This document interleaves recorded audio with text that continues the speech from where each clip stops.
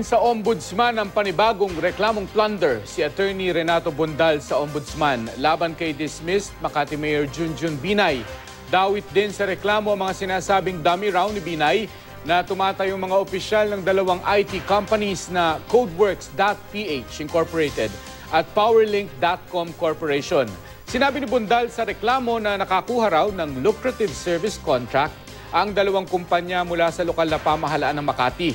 Nagkakahalaga raw ito ng 828 million pesos. Ang stockholders daw ng nasabing kumpanya ay kilalang dummies umano ni Vice President Jejomar Binay, kabilang na sina Irene Lopez, Gerardo Limlingan at asawa niya na si Margaret Lichnock.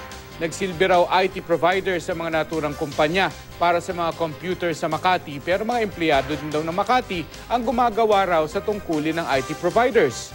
Wala raw ginawa ang mga kumpanya mula 2008 to 2014 kundi maningil lang.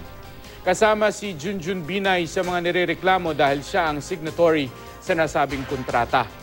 Hindi pa raw natatanggap ng kampo ni Binay ang reklamo pero tinawag nila itong work of fiction o gawa-gawa lang ni Bondal. Wala pang pahayag ang iba pang respondents.